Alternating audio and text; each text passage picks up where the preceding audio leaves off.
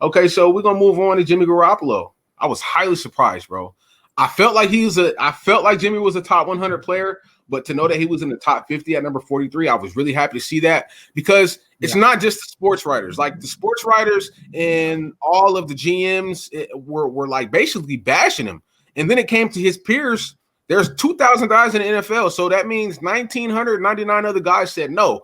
This dude is a stud, and he was ranked at 40. How do you feel about that? I think it's too high. I mean, he's ranked ahead of Fred Warner and DeForest Buckner. He's ranked ahead of Fred Warner and DeForest Buckner. Nothing against Jimmy Garoppolo, but I think I would rank Warner and Buckner as better players than Garoppolo. I think Garoppolo is a really good player. Matt Stafford wasn't even in the top 100.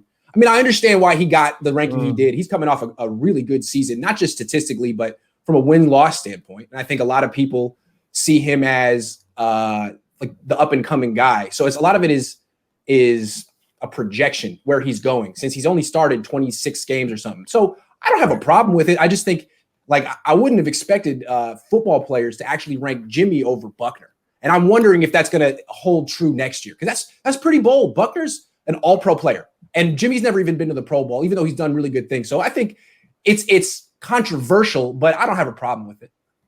Okay.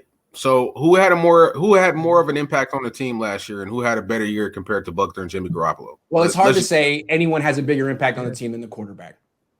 But that doesn't mean that all quarterbacks are better than defensive tackles. I mean, I think I would say Buckner's like the second best defensive tackle in the league, and Jimmy's like right around top 10 with the quarterbacks. I would say that we would have still been 13-3 without Buckner, and without Jimmy Garoppolo, we would have been a 6-10 team. I totally disagree. I think if you would put a lot of quarterbacks on that team doing what Jimmy was doing last year. Remember, the Niners led the league in yards after the catch. So you put Derek Carr on that team, even Nick Mullins, a lot of quarterbacks I think could have done.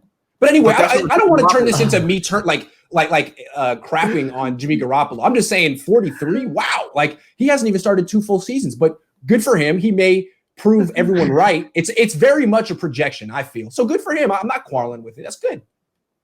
Buckner's just been in the league longer. I mean, Warner hasn't, but Buckner's been in the league like 4 or 5 years. Bro, you are the most cynical. That's why I love it. It's not cynical to say that DeForest Buckner is a better player than Jimmy Garoppolo. It's not cynical. Yeah. At his position, I mean, I could totally at his position. Yeah. Yeah, at his position. Yeah, I get what you're saying.